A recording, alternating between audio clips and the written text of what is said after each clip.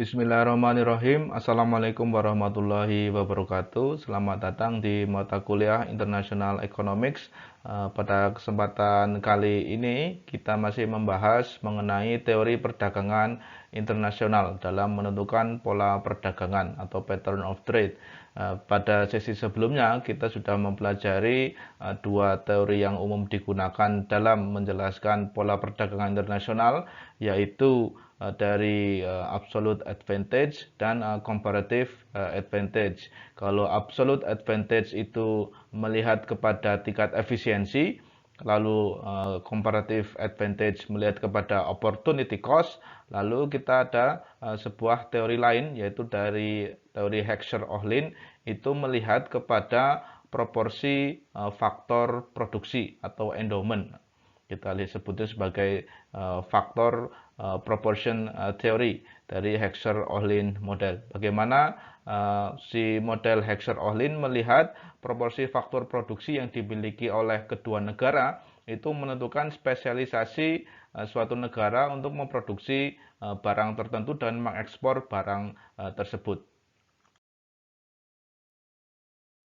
Jadi pendapat dari model Heckscher-Ohlin mengenai proporsi faktor produksi sebenarnya sederhana. Ini sebuah negara akan mengekspor komoditas dan akan melakukan spesialisasi produksi itu di mana memerlukan lebih banyak faktor produksi yang relatif melimpah dan murah yang ada di negaranya.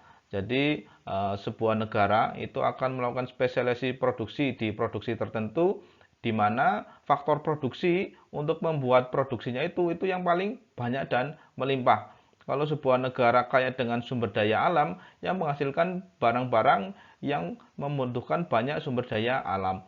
Kalau sebuah negara itu kaya dengan tenaga kerjanya, ya banyak berproduksilah kepada barang-barang yang banyak menggunakan sumber daya tenaga kerjanya. Nah, intinya seperti itu.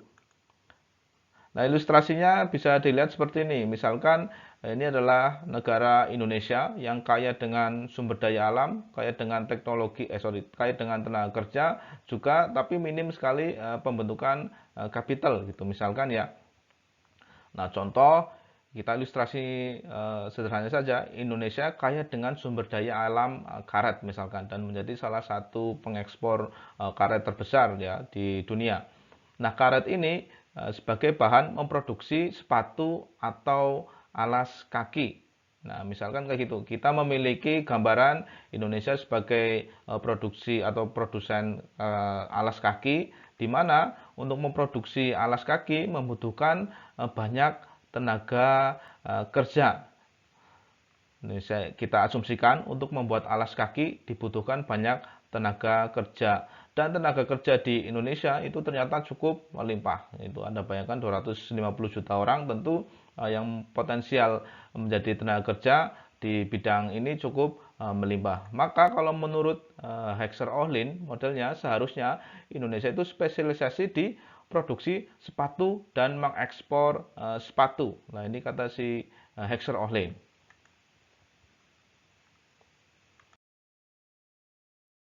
Ambil ilustrasi lain, misalkan negara Jepang gitu ya. Jepang memiliki sumber daya kapital yang banyak, jadi mampu memiliki mesin, robotik, lalu elektronik yang melimpah dan teknologinya jauh lebih hebat dibandingkan dengan negara-negara lain. Atau kita sebut sebagai Jepang memiliki sumber daya kapital ya, yang banyak dibandingkan dengan natural resources-nya dan jumlah tenaga kerjanya. Misalkan seperti itu. Dan Jepang ini contohnya memproduksi minuman berionisasi. Dan untuk produksi minuman berionisasi ini menggunakan teknologi canggih. Mari kita asumsikan bahwasanya untuk membuat minuman ionisasi ini membutuhkan banyak sekali capital dan mesin-mesin yang canggih itu ya. Nah, di mana mesin atau kapital di Jepang ini sangat melimpah karena memiliki sumber daya kapital yang banyak. Maka seharusnya kalau menurut pendapat dari Heckscher-Ohlin, si negara Jepang ini seharusnya spesialisasi di produksi minuman ion dan mengekspor minuman tersebut ke luar negeri.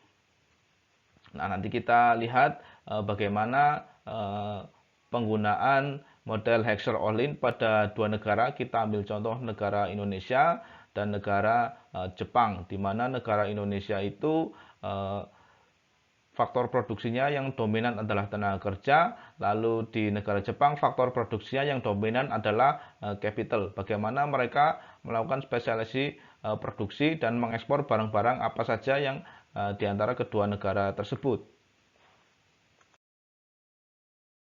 Heckscher Ohlin ini sebenarnya membantu menjelaskan pola perdagangan atau patterns of trade, yaitu negara seharusnya memproduksi dan mengekspor barang apa dan mengimpor barang apa. Itu namanya pola perdagangan. Nah, model ini melihat pola perdagangan atau menjelaskan pola perdagangan dengan melihat kepada ketersediaan atau endowment dari faktor produksi. Ada faktor produksi tenaga kerja, capital, dan sebagainya. Jadi negara yang memiliki barang modal yang banyak atau abundant capital itu seharusnya mengekspor dan spesialisasi barang-barang yang menggunakan capital intensif atau capital intensive goods. Dan sebaliknya, negara yang memiliki faktor produksi yang banyak atau melimpah tenaga kerjanya seharusnya memproduksi dan mengekspor barang-barang yang menggunakan banyak tenaga kerja atau industri yang labor intensive good. Jadi sebenarnya model dari Heckscher Ohlin seperti itu saja. Negara yang dilihat dulu faktor produksi yang paling dominan yang mana. Kalau faktor produksi yang dominan itu adalah tenaga kerja, ya industrinya harus diarahkan kepada produksi dan spesialisasi yang banyak menyerap tenaga kerja. Kalau negara itu faktor produksi yang paling dominan adalah capital, maka negara tersebut harus mengarahkan kepada industri produksi yang banyak menggunakan capital, sehingga nanti kedua negara ini bisa melakukan perdagangan. Ya, intinya kayak gitu. Jadi kalau dia tidak memiliki atau tidak bisa memproduksi barang-barang yang menggunakan banyak capital, ya dia mengimpor dari negara lain. Kalau dia tidak bisa memproduksi barang-barang yang banyak menggunakan tenaga kerja, dia mengimpor dari negara lain. Itu model dari Heckscher Ohlin secara sederhananya. Lebih memahami model ini, asumsi-asumsi yang digunakan dalam model Heckscher Ohlin dalam menjelaskan pola perdagangan sebenarnya seperti ini. Yang pertama, hanya ada dua negara yang melakukan transaksi. Pada model yang Heckscher Ohlin ini ada negara Jepang misalkan dan ada negara Indonesia. Jadi model ini menjelaskan dua negara saja bertransaksi, hanya ada dua negara yang bertransaksi. Ya, tentu ini terlalu menyederhanakan ya. Aslinya kan Indonesia bertransaksi dengan lebih dari 20 negara, pun sama dengan Jepang bertransaksi lebih dari 40 negara. Tapi model ini menjelaskan hubungan atau transaksi di antara kedua negara saja. Lalu barang yang diproduksi atau yang diperdagangkan hanya ada dua komoditas. Nah, nanti cuma ada dua komoditas, misalkan sepatu dan komputer. Jadi dua negara saja dan dua komoditas saja. Dan hanya ada dua faktor produksi, yaitu capital dan labor. Nah, ini nanti kita ambil contoh untuk mengilustrasikan model Heckscher Ohlin. Hanya ada dua negara yang bertransaksi, yaitu Indonesia dan Jepang. Lalu hanya ada dua komoditas barang yang ditransaksikan, yaitu hanya sepatu dan komputer. Dan hanya ada dua faktor produksi saja, yaitu faktor produksi tenaga kerja dan faktor produksi capital atau modal.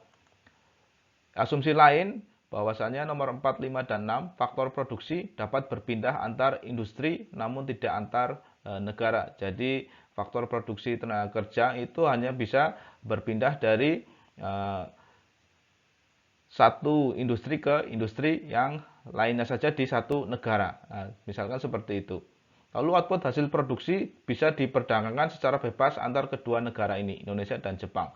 Dan, nah ini asumsi yang paling utama, nomor 6, teknologi antar kedua negara dianggap identik. Jadi yang membedakan antara dua negara ini, Indonesia dan Jepang, hanya melimpah atau tidak melimpahnya faktor produksi labor ataupun capital di negaranya.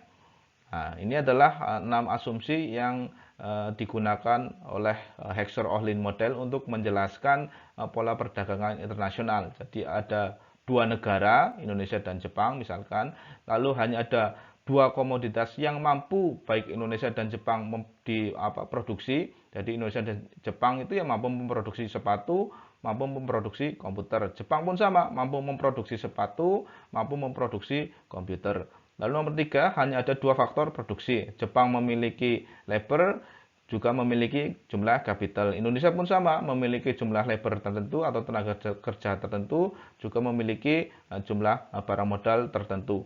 Lalu faktor produksinya antara tenaga kerja dan capital bisa berpindah di satu negara pada industri yang berbeda.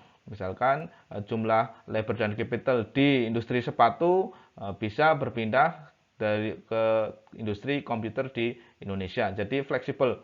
Jadi kita anggap tenaga kerja dan capital itu atau kemampuan tenaga kerja dan mesin di industri sepatu dan komputer itu sama. Lalu output hasil produksinya baik sepatu dan komputer yang dihasilkan di Indonesia dan Jepang itu bebas diproduksi, bebas diperdagangkan. Dan nomor 6, teknologinya sama. Nah, inilah 6 asumsinya. Dengan demikian, kita memiliki gambaran sebagai berikut. Di Jepang, jika K adalah KJ adalah jumlah kapital atau mesin yang tersedia di negara Jepang, dan KI adalah jumlah kapital yang tersedia di negara Indonesia, dan LJ adalah jumlah tenaga kerja yang tersedia di negara Jepang, dan LI adalah jumlah tenaga kerja yang tersedia di negara Indonesia, maka rasio antara kapital dan tenaga kerja di Jepang adalah KJ dibagi LJ. Dan sama juga di Indonesia, rasio antara kapital dan tenaga kerja di Indonesia adalah KI per LI. Nah, jadi ini kita buat gambaran rasio atau rasio faktor produksi menggunakan simbol ya. KJ itu kapital di Jepang, lalu LJ adalah tenaga kerja di Jepang. Jadi rasio antara jumlah capital yang ada di Jepang dibandingkan dengan jumlah tenaga kerja yang ada di Jepang adalah KJ per LJ. Sebaliknya di Indonesia juga sama, KI dan LI. KI adalah jumlah kapital yang tersedia di negara Indonesia, mesin-mesin yang ada di Indonesia, lalu LI adalah jumlah tenaga kerja yang ada di Indonesia. Ingat, baik jumlah kapital, baik kapital Indonesia maupun Jepang dan labor Jepang dan Indonesia sama-sama mampu memproduksi komputer dan sepatu, dan teknologinya sama. Yang membedakan apa? Hanya jumlahnya saja. Jumlahnya itu banyak capital di Jepang atau jumlahnya banyak capital di Indonesia. Jumlahnya itu banyak tenaga kerja di Jepang atau banyak tenaga kerja di Indonesia. Seperti itu.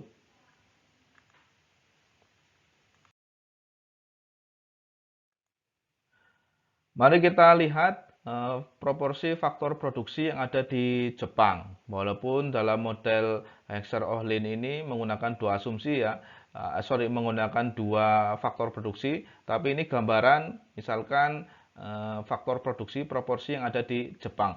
Di Jepang 60% faktor produksinya itu adalah capital dan 30% faktor produksinya adalah labor, sementara 10% faktor produksi yang ada di sana itu adalah lahan. Sementara di Indonesia kita lihat 52%, lebih dari separuh faktor produksinya yang paling dominan adalah tenaga kerja atau labor, dan faktor produksi capital hanya 23%, sisanya lahan. Apa yang bisa kita ambil kesimpulan dari sini? Kita bisa melihat proporsi dari faktor produksi di kedua negara. Kita lihat di Jepang, proporsi atau rasio kapital per tenaga kerja KJ per LJ di Jepang itu lebih tinggi daripada rasio kapital per tenaga kerja di Indonesia. Sebaliknya, rasio tenaga kerja per kapital LI per KI di Indonesia itu lebih besar daripada rasio tenaga kerja per kapital di Jepang atau LJ per KJ. Nah, apa yang bisa kita lihat dari sini? Bahwasanya negara Jepang adalah negara yang cukup melimpah pada faktor produksi modal. Sementara Indonesia adalah negara yang cukup melimpah pada faktor produksi tenaga kerja. Setelah mengetahui proporsi tenaga kerja dan capital atau faktor produksi yang ada di negara Jepang maupun Indonesia, di mana negara Jepang itu lebih condong kepada faktor produksi capital karena melimpah faktor produksi capital dibandingkan tenaga kerja, dan di Indonesia itu lebih condong kepada faktor produksi tenaga kerja karena jumlah faktor produksi tenaga kerja lebih banyak dibandingkan dengan jumlah capitalnya. Maka kita masuk kepada asumsi kedua bahwasanya jumlah barang yang jenis barang yang diproduksi itu hanya dua, yaitu ada komputer dan sepatu misalkan. Nah, komputer dan sepatu ini kedua-duanya dihasilkan baik di negara Indonesia maupun di negara Jepang. Untuk memproduksi komputer baik di negara Indonesia maupun di negara Jepang itu membutuhkan banyak atau relatif lebih banyak capital daripada tenaga kerja. Maka dengan demikian produksi komputer baik di dua negara Jepang maupun Indonesia itu adalah produksi yang capital intensive goods atau barang-barang yang membutuhkan banyak sekali faktor produksi capital, atau secara simbolis seperti ini. Capital K dibagi dengan LK, rasio kapital per tenaga kerja di industri komputer itu lebih besar daripada rasio capital per tenaga kerja di industri sepatu. Sebaliknya di industri sepatu, di produksi sepatu di kedua negara itu misalkan diasumsikan membutuhkan banyak tenaga kerja daripada membutuhkan capital dibandingkan dengan industri komputer.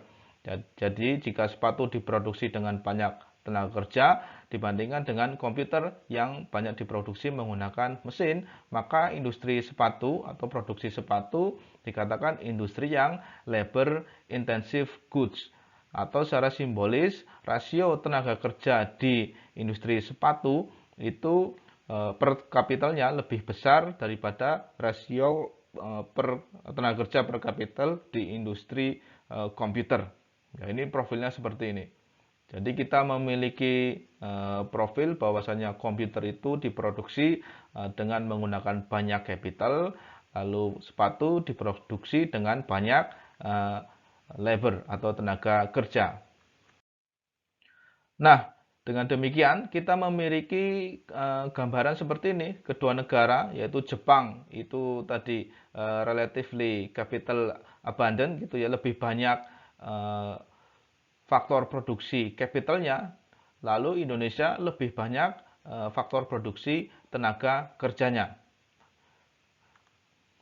Selain itu, di produksi komputer dan sepatu, komputer ini lebih banyak menggunakan capital intensif, lebih banyak menggunakan sumber daya atau faktor produksi modal, sementara sepatu lebih banyak menggunakan sumber daya tenaga kerja atau faktor produksi tenaga kerja.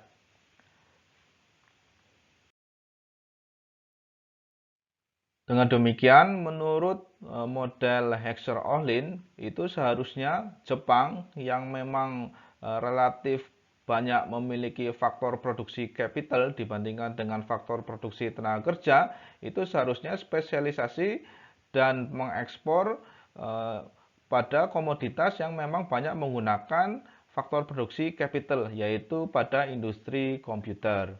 Sementara di Indonesia yang relatif lebih banyak faktor produksi tenaga kerja dibandingkan dengan faktor produksi capital, seharusnya melakukan spesialisasi produksi dan ekspor di perusahaan atau industri sepatu yang memang banyak menggunakan faktor produksi tenaga kerja. Dengan demikian, kedua negara ini melakukan spesialisasi di komoditas Jepang komputer, Indonesia di bidang atau industri sepatu. Lalu bagaimana untuk memenuhi kebutuhan sepatu di Jepang? Ya tentu Jepang mengimpor dari Indonesia. Dan bagaimana masyarakat Indonesia memenuhi kebutuhan komputer di dalam negeri? Ya mereka mengimpor dari Jepang. Jadi inilah dasar atau penjelasan dari Heckscher-Ohlin mengenai pola perdagangan, mengapa sebuah negara memproduksi dan mengekspor barang tertentu dan mengimpor barang lain. Saya rasa itu mengenai teori perdagangan Heckscher-Ohlin yang menjelaskan proporsi faktor produksi yang dimiliki oleh kedua negara dalam menentukan pola perdagangan di antara kedua negara. Semoga bisa dipahami dan bermanfaat. Kita bertemu di sesi selanjutnya. Wassalamualaikum warahmatullahi wabarakatuh.